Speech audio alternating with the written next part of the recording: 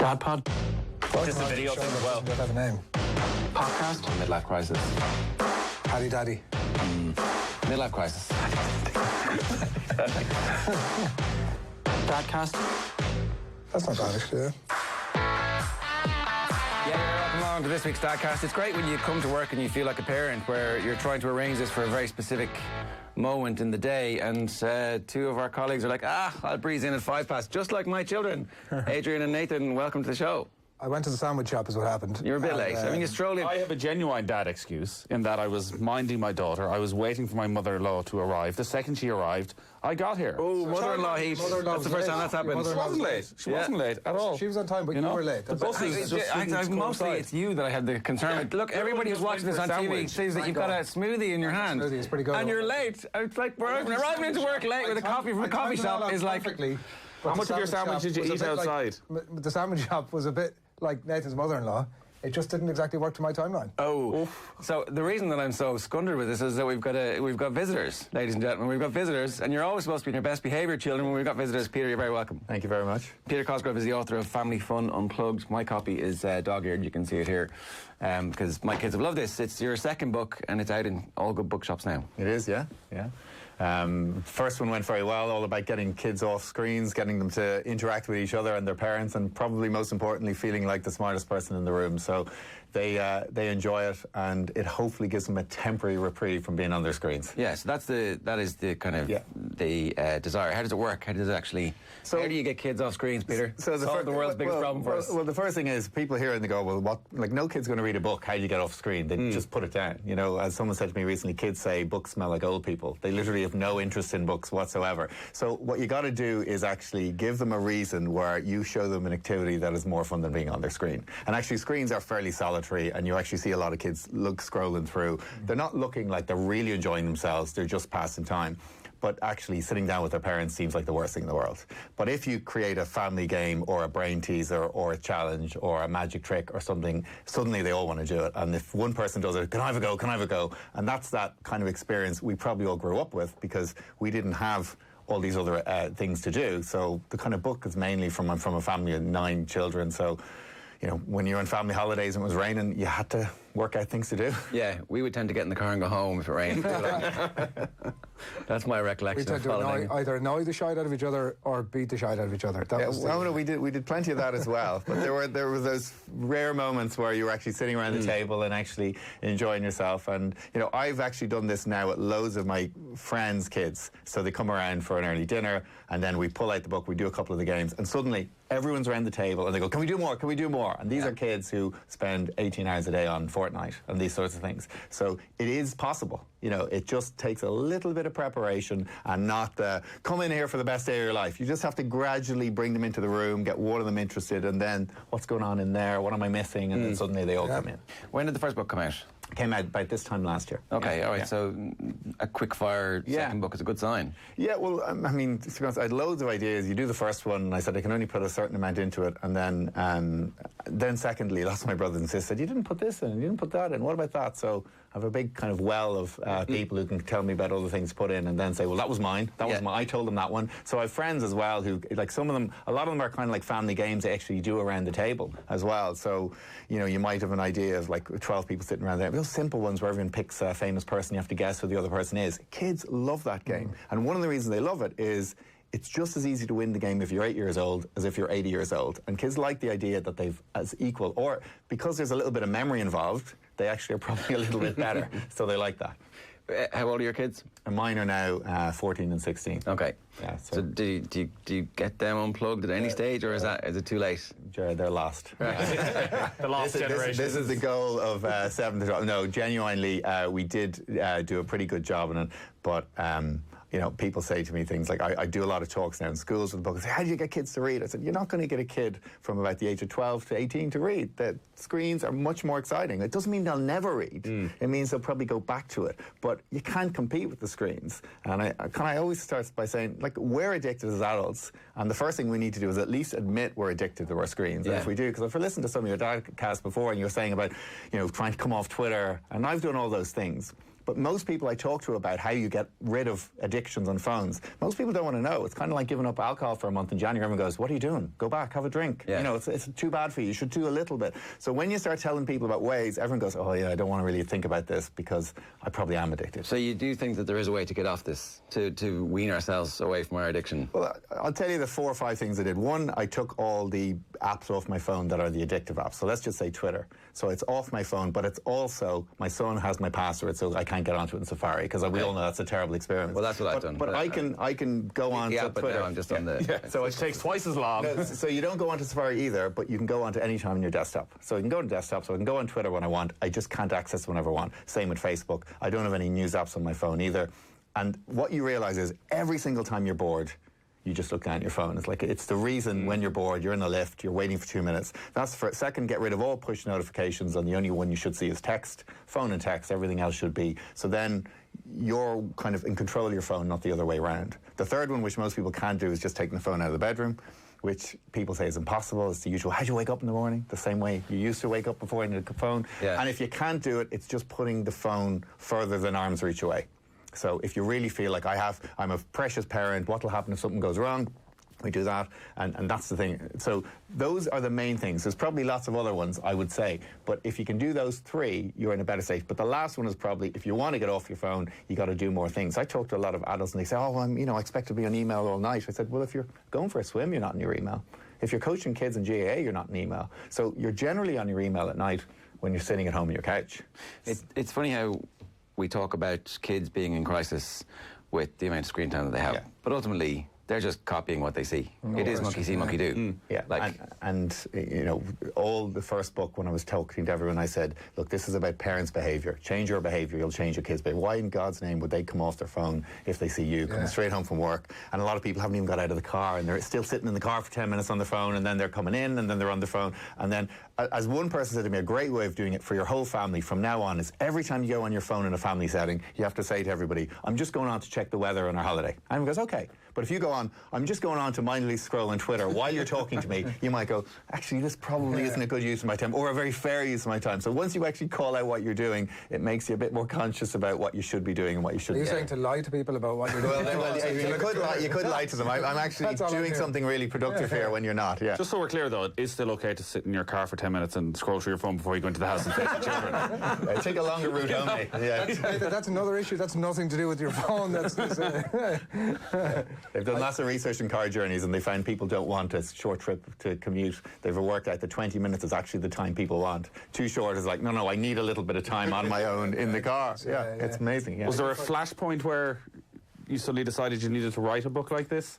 Look, I again. My mum ran a creche as well, so 9 kids, and you can imagine there was a creche in the house. So I've grown up with kids. Was there space for anybody else in the creche, or was it just you? So, we grew up in a house which sounds grand in Donnybrook. We bought it off Muckross College, and our house, basically, the ground floor was the school. So basically, there was 4 toilets, there was 4 sinks. It was literally the way the school was set up, and it was perfect for a family of 9 kids. So it seems like, oh, you grew up in this grand house in Donnybrook. It probably wasn't, and there was 9 kids running around and a creche. But I just get on great with kids, and I find them really good fun. So literally for years, for the kids' parties, I was doing the magic show or the Harry Potter quiz or the Cube or loads of things. So every year I do this, and I go, actually, they absolutely love this stuff. They really love it. And I said, we just need to get them off a little bit more. And remember, I will always say there's loads of times they should be on their screens. Everybody has kind of had that time where you've had 2 hours in a restaurant helping them, and then finally you give them their screens, and at that minute a parent walks in and looks at you with that judgment, and you go, Jesus, no, there's been 2 hours. We've actually had a few hours. We've had time. Look, I videoed it. It's all here. Yeah, I know. So it is really tricky. It's not to get off the phone. It's just to realise that those times when you have those precious moments with your kids one-on-one where they're laughing, you're laughing, having fun, it's just brilliant. But it takes a little bit of work to get there. Yeah. Judgy parents can, in the words of Russell Carroll Kelly, FRO. Yeah. I mean, we used to be there. I certainly would have been there before I had kids, and then it's like, oh, look, I'm sorry, I understand. I think I've said this before, I take some solace in, like, now being sort of even out where you see other people going through the ringer, you're like, you were saying about you were in Eddie Rockets the other week, and it was like, no, you were the person in Eddie Yeah, Rockets. we were the one. We had a family, and there was I like, take a front row seat for that now, and I'm like, oh, that's great. I can look at this, and I'm not actually directly involved. This is really good. It's like a parent with a kid in a plane screaming. You used to think this is really annoying. Now you're going, thank God. Yeah, so I wonder so should I offer to actually help. can just put on my headphones. That's right. Yeah, exactly. So you're in a completely different. So I think it's like anything, yeah. Like, and you remember back to if some weirdo had offered to help you especially if it's your first kid. Whereas if it's your second kid, you're like, yeah, take it. Yeah. Would you like it? You can have it for good. For 9 hours is a long flight. Do you have an iPad they could use? That's what I always say. There was 2 bits of advice I gave to new dads, which I probably shouldn't say, but I said, look, you'll read all the books, but the 2 bits of advice is enjoy the couple of days when the mum's still in hospital, because that's the last 3 days you'll have. Don't waste the rest of your life. And secondly, make sure you have 3 babysitters that aren't family members within the first 6 months, because guaranteed, the biggest excuse I ever hear is I can't go out because my mum's not free or my sister's not free. And I'm going, by the age of 3 or 4, you're handing it over to any person in any creche who you've no idea about, and you're going, off you go. But for the first 3 years, it's, oh, no, unless it's my sister or my mum, I can't part with this golden bundle of joy. So I said, get the babysitters, get out, because you need to have your own life. Right, you obviously haven't listened to that many of the Dadcasts, because we never have good practical advice like that on us. Or anything positive, generally. That was great. That was actually, they're very good. I do find the bit that I've taken from what you were saying there in terms of the best practical advice, like I do find that my son is not yet 3, and he sees what I'm doing on the phone, and he's straight over for a look. And obviously this is already starting I've said this before in the podcast, but like he use YouTube way better than I can, but it's already started a thing in his mind where he's like, well, I want to do that. Yeah. I don't care what it is or what's going on, but I want to be involved. And we do try to have parts of the day, like or at the dinner table, keep the phones away, whatever. So there is all those little bits, but I mean, ultimately, like Nathan is saying, you're ultimately just trying to create some space in your day where you can look up the weather. No, you're right. And one thing I've noticed is the stuff they watch on YouTube is just bizarre. By the age of 6 or 7, they're watching a guy talking about another guy playing a game. And there's immediately part of you going, why are you watching this nonsense? And then you're going, that's exactly what our parents said to us when we were watching MTV. It's just, it's actually asking the question, what is it? What's going on? What are you doing? So when the kids are on Fortnite, if you ask, someone told me this once, that ask your son what the strategy is in this game. He talked to me for 10 minutes. Now, I'll be honest, I didn't understand about 8 minutes of it, right? Like, who does? But he thought it was the best conversation ever. And you're going, I think we're having a moment here. I'm not really sure what we're discussing, but we're having a moment, because you're talking about stuff he cares about, as opposed to going, what's this stuff? Get off that. Yeah. So it's not too late for us, because none of us actually have kids who have a phone just yet, but certainly the conversation's beginning to start, right? Well, we're having the conversation about a Nintendo Switch. Yeah. So the 7-year-old, the meltdown is coming very quickly. So he, because some of his other classmates have one, has been able to confirm that Santa will deliver a Nintendo Switch. Right. To which I pointed out, obviously, that Santa understands that your parents need to give permission for him to deliver, and we're not going to do that. Doesn't matter. I'm going to write it on the letter. He delivers it. It's going to come. I'm getting one. And I know the type of personality he is. I've had some experience of how addictive. He's you, is that? He's essentially me. So we're pushing this back as far as possible. But my wife is going, well, maybe we should. Every other kid is pretty much the exact same. They all have one. They all want one. Every other kid was going to jump off that river, Nathan. Well, I know, but at some stage, he's going to have to get one. Yeah. But so, it's on us.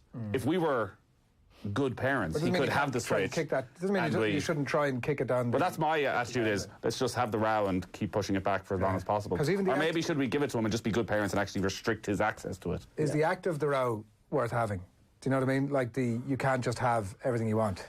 It never feels like it at the time, does it? But do you know what I'm saying? Because otherwise it's like, everything you want you get, and you strive for nothing, you appreciate nothing. Is the act of the row worthwhile? I would personally think it is, but we would have always gone for the view of they're never going to be first, but I actually don't want them to be last either. Because that feels a little unfair. But the problem is then, this is getting earlier and earlier. So when it comes to every sort of digital device, it used to be 13 or 12, and now it's 11, now it's 10. So you're kind of going. So then, not only do you have to give it to them, you're then spending a lot of time putting rules in place. And, every kid is amazing about getting around rules. Like our daughter, when we first got her the phone, it was in a room. She had her thumbprint in my mum's phone, or my wife's phone, and we didn't know. And for about a month, she was upstairs on that phone. And there's a little part of you going, that's genius. I should be a little bit impressed with that. But you're also going, yeah, that's not great, is it? Like, what time was she on the phone till? So quickly outflanked. Yeah. So we kind of constantly felt is because we were ahead, and then they were ahead, and then we were ahead. So I think it's a really tricky, like at what time you give this stuff. When did you give phones? So I think they were in 6th class. Right. And that 6th class, because my daughter's 16, I'd say is now more like 4th class. You know, Right. so that's when you get, which is terrible. Whereas I think 6th class isn't the worst in the world. But I think we also started with a bad phone, and that didn't last very long. Oh, Dad. Everybody's got one, one that hardly worked, but just about got a bit of internet, thinking but it doesn't really work, They're just immediately going to go, you've just made me a social outcast. Yeah, there's new Nokias that have messaging but no browser. So Adrian Weckler was tweeting about it yesterday, and I'm not sure, because I don't know, is WhatsApp not the path to? Is that not the easiest way to bully people when you're 12, 13, 14, 15? It has WhatsApp, it just doesn't have... You can't browse, you can't click the links. Could just, are you talking about getting something so you have some security? Well... Because you can buy just the old brick text and call. Nokia, but that's the one that immediately they come home and go... But you might, at least... Now I'm getting bullied, thanks very much. Yeah. My son's school don't allow smartphones in the school, and I have to say, you have to not allow them in the school, because the moment you say you're not allowed to use them, they bring them to school. In the secondary school. Right. He, unfortunately, was a year that started, so first year, second, he's now in third year, and it's his year that is kind of the one. So they come out, no one's allowed their phone. If you see it, it gets confiscated, because that's the only way you can do it. We got him the Nokia phone because there was a few parents going, I have to be able to contact my son. Yeah. We've given him the phone. Literally after a week, credit on it, never used it. Yeah. It doesn't even bring it to school. He just goes, look, I'm not bringing that in. Yeah. And that's the way it is. So they won't use it. I like they'll that. just wait but it is brilliant. And you talk to the teachers and they talk at lunchtime. And he said, the year ahead, no one's talking. They're all just head down. But you probably need buy-in from all the parents, right? Because it only takes one parent to go, listen. I actually don't think, if you ask all the parents, you'll never win. Yeah. I actually Well, we've think had that. You need a dictatorship from the school, and sometimes they have to just say, this is the way it is, because there'll always be a parent saying, I have to have my child having this, and you're going, no, you don't. This is the school rules. We've had This is the that. chairman of the PTA. Not yet. Sorry. Chairman I was Davey. premature with that. I was premature with that. No. It turns out that there is a constitution and rules, and you can't divvy up the spots on the coming PTA term before the new PTA. Your pork barrel politics didn't work. Wow. Brought together. So, unfortunately, I am still a lowly secretary and waiting for promotion. But I'll let you know next month after the AGM. And is that just a formality now? Because it's like well, jobs not for the really, lads, because isn't it? people probably heard this and gone, this guy's got a little bit ahead of himself. Yeah, wow. Let's take him down a peg or two. So the lads. if I don't get the chairmanship, I'll let you know. But we obviously talked a lot on the PTA about phones and phone policy, and it's not really, it seems, the PTA's role. It's more a board management issue, or certainly they need to approve it and make that final decision. But every step of the way, like, as you say, trying to get what I would see, and a lot of the PTA I think is generally parents of younger kids, because they get further into school, the parents don't care as much about the long-term future. But again, trying that policy. So I think the policy in the school at the moment is they can bring phones in, but they have to hand them up to the teacher at the start of the day. They put them in a box and they can get them back. So if they're going home, they can call their parents, or they can text them, or they can WhatsApp them. There's schools, primary schools around the country who've brought in that everybody volunteers that nobody will have a smartphone, either in school or at home. Yeah. So, this is, maybe it's smaller schools. We had kind of tried to put that out there, and it was a definite, wait a second, you're not going to tell me how to parent my child. Just because your child can't handle WhatsApp doesn't mean my child can't handle WhatsApp. Yeah. But it is really just to say, it's a bit of a leap too, but it's the same as we're all going to agree to €5 or €10 on the card. So everybody does that, and therefore it makes life easier. Because the point about that would be that it's okay banning smartphones from school, and I assume that's probably going to come in over the next couple of years anyways. But if they're literally just going home then, and all the things that they have in their head from leaving school and WhatsApping them and bullying them the second they get back to the house, what's the point of it? Yeah. But I mean, you will get, as you get a bit older and you start listening to the parent talks, which start from the age of 10, it's just terrifying. the stuff on the smartphone, and look. how much parents spend their whole time going, oh, I'm way too old to understand any of this stuff. And you go, no, you're not. Yeah, and you go, I could never understand how they use this stuff. And you go, no, you actually have to. You know, the phrase someone said, like, giving them a phone is like send them off in New York. There's some lovely places in New York, but there's some places you'd never want them to go to. Same with a smartphone. Once you open it up, and people always go, we have controls. You go, you don't. But they go to their friend's house, and they don't have controls. That's how we saw and did everything. We went to the house with the lowest amount of rules.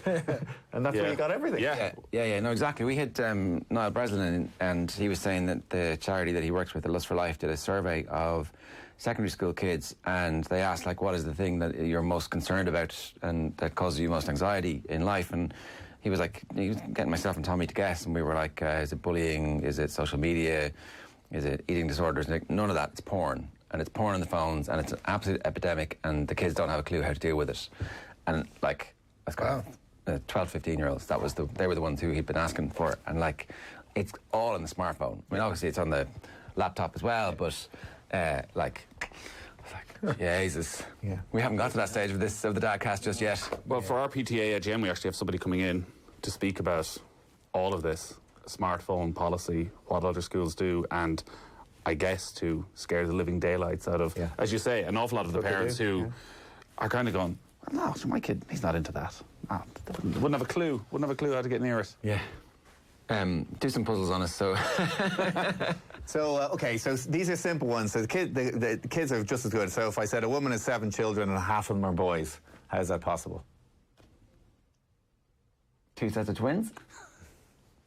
Still would make a difference. A woman has 7 children and half of them are boys. Now, the interesting thing, when they do this in school, which would have never happened 5 or 10 years ago, they all go, is one becoming a girl, which would have never happened before. And I said, that isn't the answer. But immediately, and the second thing they always come on with is conjoined, or they might say Siamese twins, and I go, no, neither of those. So she has 7 children. And half of them are boys. Well, more, more than, maybe, no, it's not more than half of them. I said half of them are boys. I didn't say anything else. I think you're on the right track, Adrian. Okay. Like 4 of them are boys and 3 of them are girls. Then it's not half. But you're kind of on the right line. One child died tragically, and she now has 6 children. Now, this is what happens. People go down the worst line. So the answer is all of them are boys. So if all of them are boys, half of them are boys. So another one. I think I'm all right there. So Adrian, what's the tallest mountain in the world? Everest. No. Mount Everest is the highest mountain in the world. Tallest mountain in the world is Mount Mauna Kea. 2/3 of it's underwater in Hawaii and 1/3 above. So the tallest from the bottom to the top. So kids go, oh my God, I didn't know that. And then you go, well, look, I'll give you a second chance, Adrian. What was the tallest, or what was the highest mountain before Mount Everest was discovered? Kilimanjaro. No, it was Mount Everest. You idiot. It was still the tallest mountain. so the beauty for the kid is the kid gets the one punch and then the second punch, and the parents just going, right, put that book away. You're going to bed. So maybe one more. What was it? A basket contains 5 apples. So you have 5 apples in a basket. You give each boy 1 apple, but 1 apple stays in the basket. How's that possible? So you have a basket of 5 apples. You give everyone an apple, but you still keep 1 apple in the basket. There's four boys? No, it's 5 boys. There's 5 boys. You put one of the boys in the basket with the apple. You're actually right. Well, almost. The last person gets the apple in the basket. He's Adrian. Well, no, I was actually suggesting eventually to put the person in the basket, so I was wildly wrong.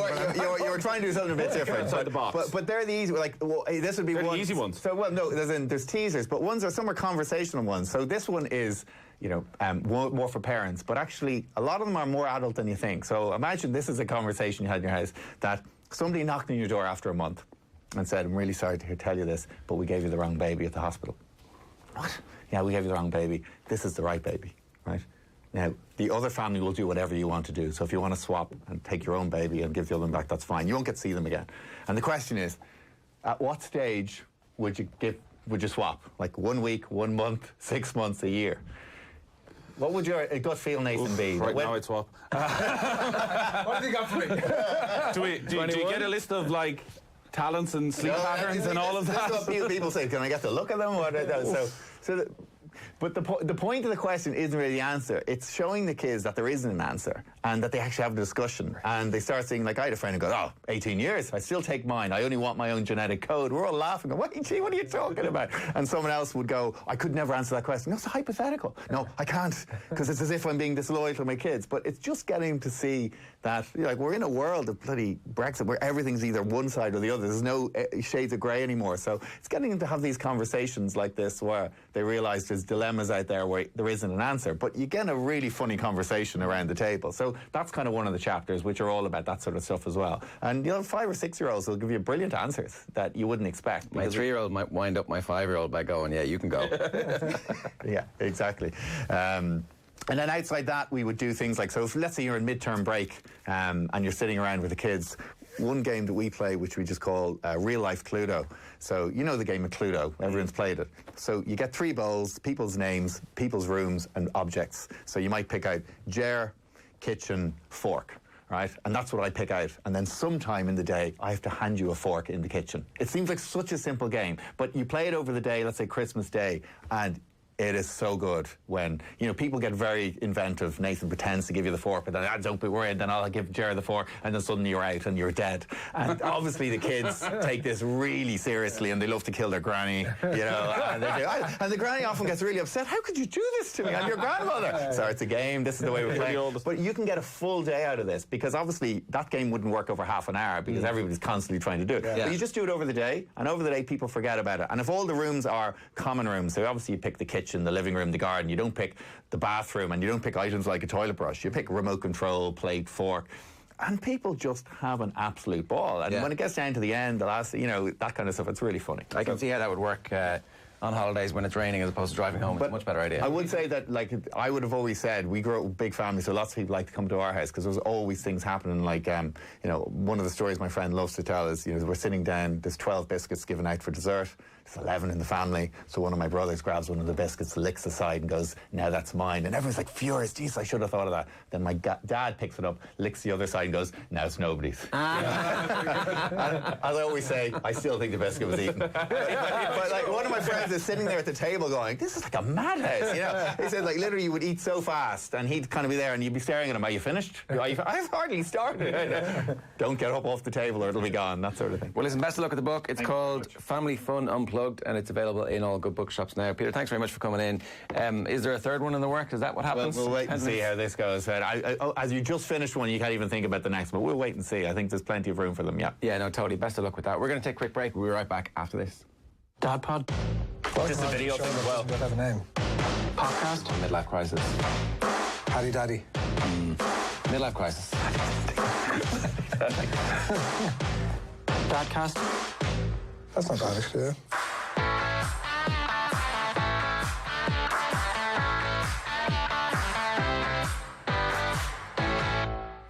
Right, you're very welcome back to this week's Dadcast. No Dave McIntyre this week because he was at his first Parents Association event, which went well this morning. Oh, he's just trying to keep up, isn't he? Is he the chairman? No, get back in your box. Well, you're not the chairman either. Well, that's true, but I'm secretary, so it's still a very important role. So what happened that you pre-announced yourself as the chairman? Yeah, exactly. There's so at our last... I shouldn't be telling this, I'm sure, but at our last PTA meeting, so generally everyone was under assumption of Nathan's the winner here. So three people are leaving. IMRO award-winning broadcaster. 3 people are leaving. This was even before that, Chair. Bring your award. I didn't bring my award, no. Oh, that's one of my awards. That's one of my awards. But, that one I have to share with everyone else. You keep your award. This is like what people ask people who've won. Oh, yeah. It's currently in a precarious position on a low mantelpiece in this house that we're currently renting. I can't see it making back to our actual house the way things are going. I'd imagine, knowing you, it will arrive back and it'll have pride of place. So we were at our last PTA meeting, so there's people are finishing up after their 3-year term. 3 years didn't seem that much, but now I've done 1 year. I thought you were saying that they were had pulled a sort of John Delaney and were they should have been out. No. It is 3 years. So you volunteer for 3 years so that there's some sort of continuity. So the AGM is coming up. So we assumed that, the chairman's finishing up and the treasurer's finishing up. We need to know who's going to take on those roles. So we just figured it out. But then actually it turns out we need to wait until the new people come on. So you had to give them a chance to vote? Yes. So basically you carved it up, I was just elected yourselves without a quorum. And then we just figured it out. What does that exactly? Like you did a bit of sort of needling. Is there a chain? Is there a chain of office? No. You should, I don't think there's any legal apparently the requirement either for a... Did you canvass for it? No. Well, how did you get the gig? I was asked. He showed up. No, but like, what happened? I'm not going Well, you know, I would. I would like to nominate myself. It's like the alternative is you end up being the treasurer, and I don't want to be the treasurer. No. Legal advice. I most definitely do not want to be the treasurer. And legal advice, I've been told Just I a can't pain in the ass. discuss that. Is that what we're saying? You know? Just don't be the treasurer is my advice. Oh man, I was the Every treasurer. other job is What does the you can get secretary on with it. involve? Secretary, I haven't been a great secretary, it's got to be said. So now they're making you chairman. Chairman is more of a... You're more of a delegator. So you've got your 5 or 6 things and you make sure everyone else does Chairman, it. I'm an ideas man. Exactly. Whereas secretary is like, send the agenda. Send the agenda for the next meeting. And there's like 2 days before the next meeting. Have you sent the agenda? What did we discuss at the last meeting? They're in the minutes. Oh, the minutes. My first meeting I remember I was taking the notes for the minutes and then obviously just forgot about it halfway through. And I got to type them up 2 days later and I was like, What was the rest of that? why did I just stop? Why did I just randomly stop writing in the middle of this? So, yeah, I'll come back and let you know if I get the big gig. Could you not say, I don't want to do it? You could, of course, yeah. It's a voluntary... So your ego is like, come on, put me in, coach. No, but somebody needs to do it. I volunteered for the PTA. No, it's fair enough. Look, but you have to do something. Yeah, it's not like there's 15 people on the committee. Right. Everybody has a role. So you're either chairman, secretary, treasurer, deputy treasurer, like various Deputy people who have to go on Assistant various to the committees. secretary. Anyways, we'll hear what Dave has to I can't say. believe you. I can't wait. Done. What else is going on in everybody's lives? This Cluedo game. I missed last week's and it hasn't been put up yet, by the way. I don't even know where it is. Like we just left, like we always do. We just left the room. I saw and it assumed that somebody streaming. put that up. It has streamed, so it's out there in the world, but it hasn't. The podcast Last has yet to week. go up. So I will put it up because I have nothing else to be doing. Whereas the rest of us have nothing else to be doing. I don't even know what it is. Adrian had to go get a sandwich. For fuck's sake. Bloody good sandwich. I'm only a quarter of the way through it. I can literally think. That's what I'm like sprinting off the bus down the street to get here, knowing that we have a guest. And I come in, Adrian just rocks in, sitting there eating the sandwich. He's eating a sandwich. I'm going, you do realise we have... He's sitting in the studio, he's like... No. Come on now. He's like, are you going in now? I was like, yes. When you were on All the right. phone, it's not as if you were. Nom. I had 30 seconds of eating the sandwich because you know when you buy a sandwich. I know. I've got a half-eaten Star Bar on my desk. got I'm to- starving. you've got But to I eat left it some of it. behind. But I did too. For work. I did too. Well, you went and got it. I know, but, Which like, made no, you but I late. went like 20 minutes before, just like loads of time. Ambled. He didn't. It turns Sandwich out. shop, which is a really good sandwich shop. Anyway, Delayed me. how's your parenting going on the Dadcast? Very briefly, give us some stuff. My son is incredibly attached to my wife at the minute. Yes. Yeah, but like went to put him to bed Wednesday night and like totally lost the plot, like wailing. And obviously the more he was doing that, the more I was like, well, look, I can't relent now. Like, I can't just now go, okay, go to your mother. Like, because obviously that's going to facilitate you doing this every other time that I'm putting you to bed. Because like the way it's fallen, normally I'll put the baby to bed and my wife will put the elder lad to bed. But yeah, no, I just lost the plot to the point where he made himself sick on the like just a small bit, but he was convulsing. No, that's bad. Like proper sick or you after the radio awards sick? No, that was proper sick. He's only come back now. He had the fear all week, and it was just so easy to wind him up. Like, oh, Okay, such and such would like to see you sober. Move on. So yeah, that's what's happening. Yeah, he was pretty pissed around midnight when I saw him. Like, oh yeah. That's what's happening. Do you And find it's- that is actually a thing that happens now? You get more pissed more quickly, generally. And I'm sorry, and this isn't just you at the radio. Yes, that's definitely what happened, Jerry. It wasn't the fact that I think ultimately what happened was we were sitting at a table that was slow to come out with the wine. So by the time the wine arrived, I was like, well, fuck it, I'm getting... It was slow to start, but then you literally couldn't have a sup. No, and they were topping it up. I should get some sort of Dad of the Year award. I got back to Dublin for my son's hockey match. At what time? At 9:30. How did you do that? Wow. Did you get a helicopter? Now, I you thought it was a driving? good idea. No, I certainly wasn't driving. I got a lift back. You were in bed in good time, having drunk loads of water.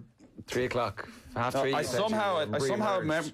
somehow at 3 o'clock in the morning had the common sense to like pack my bag and absolutely everything that I could do. Just get up, walk out the door, had some breakfast, got back.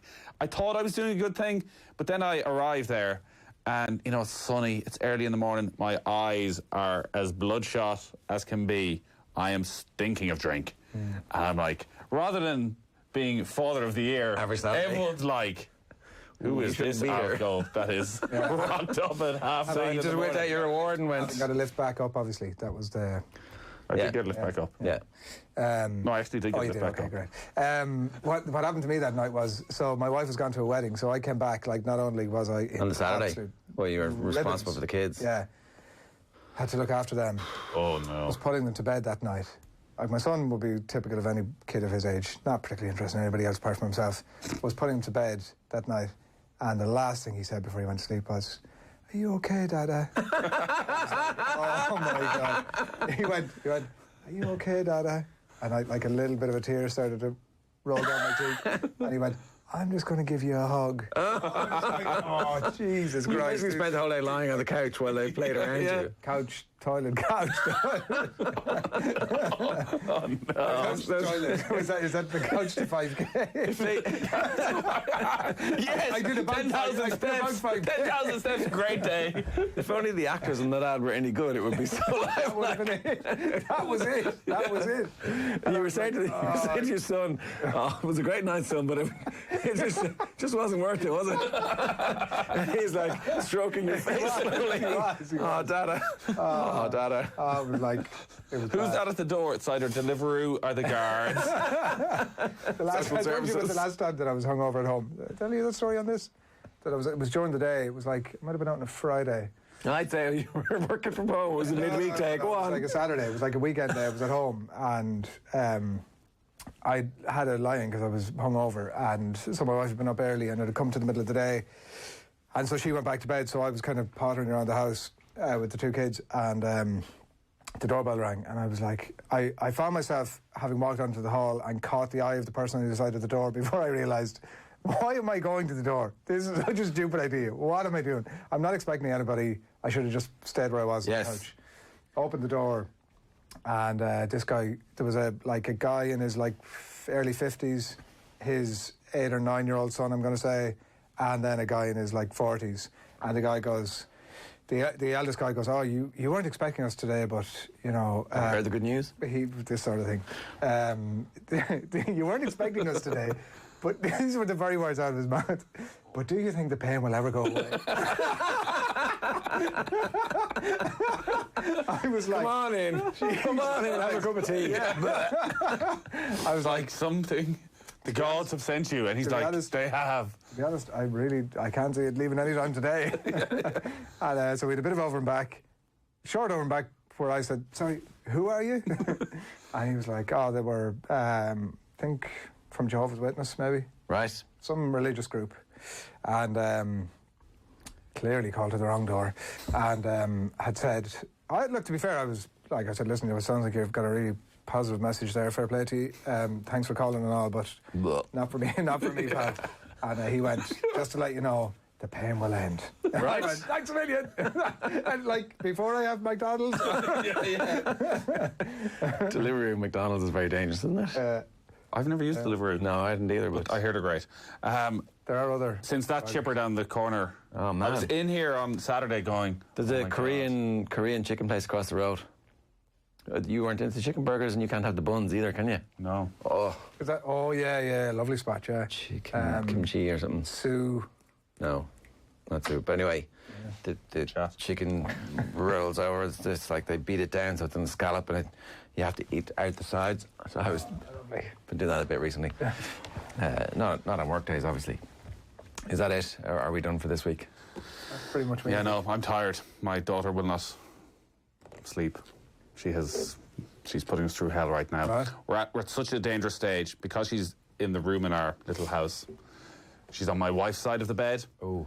And my wife I can sense she's threatening you're going to have to sleep in this side of the bed. I'm like that's a gigantic seismic shift in our relationship.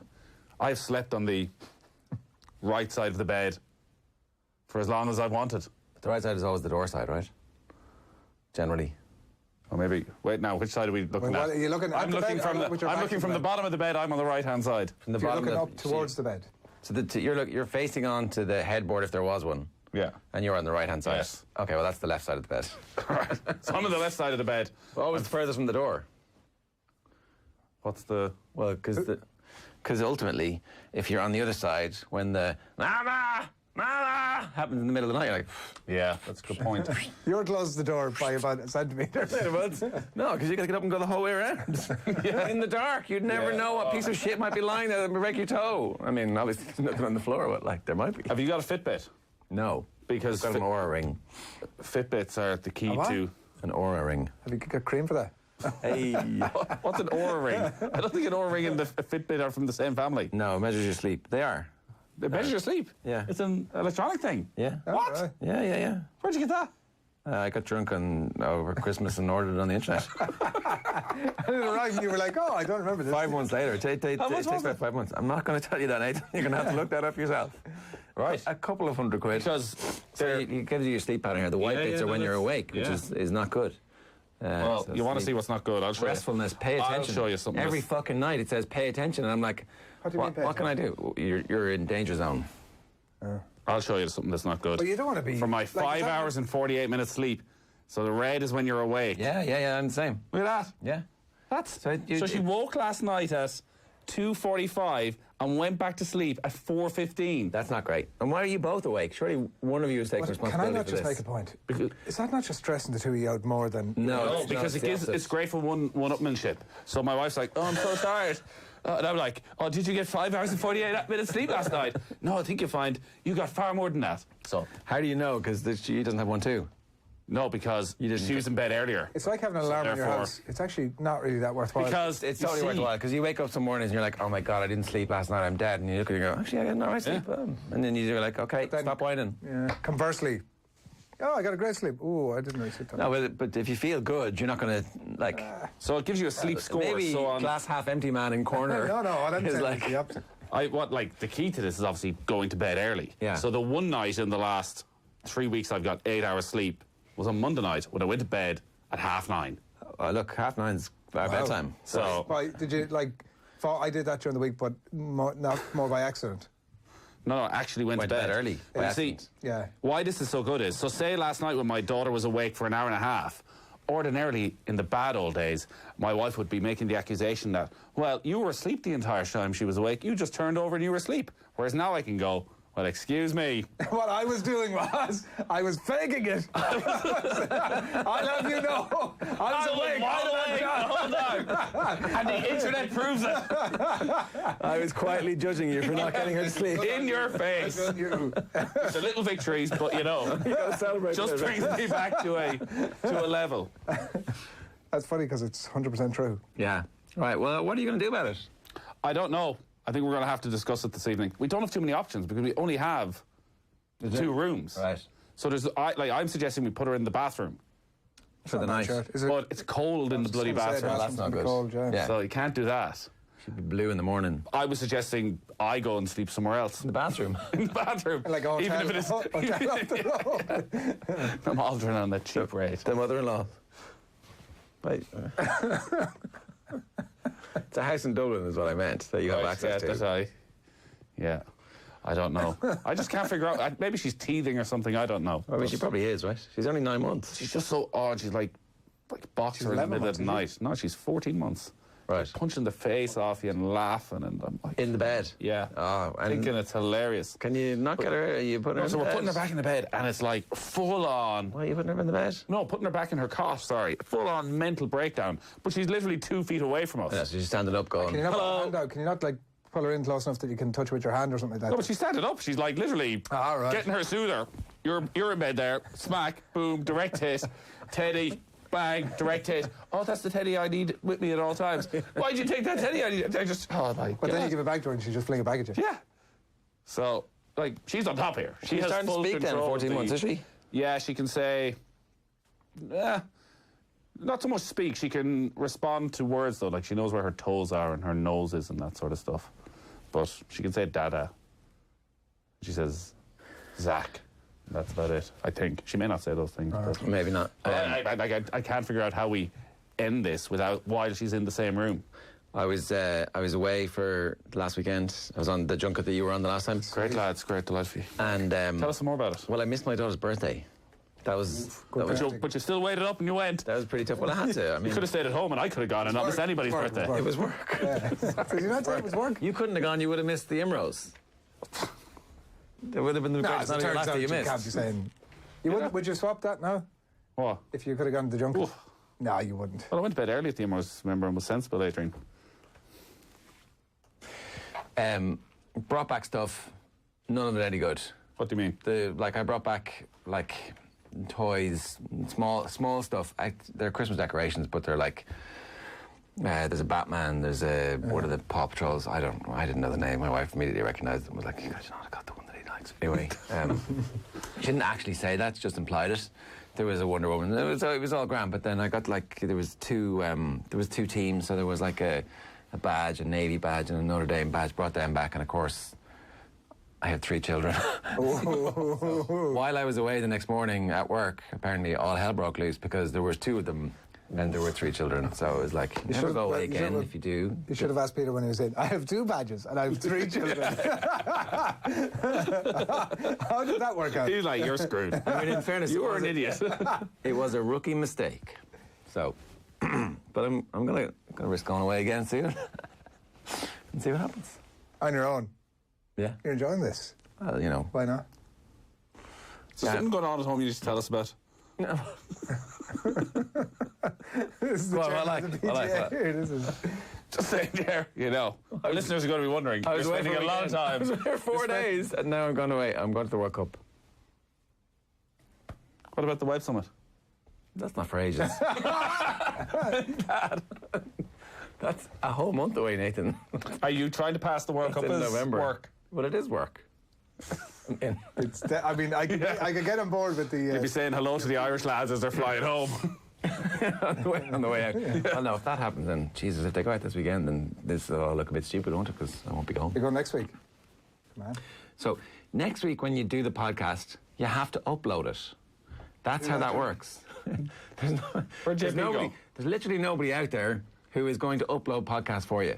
Yeah, I just left the room last week. I have no memory. Oh, that was great. That was good. Yeah, I'm sure that we should develop an app where you can just record it and it does all that straight stuff up. itself. That'd be a good idea, wouldn't it? I mean, it basically does. All you've got to do is top and tail it and drag and drop. I know, but like, And I showed you all how to do it. Do literally nothing. Literally nothing, exactly. It is a parenting style. That is this week's Dadcast. Dadcast at offtheball.com is the email address. You can get us at DadcastPod on Twitter. We've been a bit remiss answering your emails or looking at the comments on iTunes or whatever the new Apple thing is called. What's it called? The iTunes replacement? I just uploaded mine. Was there a new name for it? Well, the podcast app, I guess, but if you're leaving a review, I don't know if you can leave a review through that. Android all the way. The Go Loud app is the best place to get us. I really hope we're on the Go Loud app, are we? I presume we are. Anyway, if we're not, let us know and we'll fix it for you. And we'll see you next week. You can email your parenting concerns or queries or whatever it is, and we'll talk to you real soon.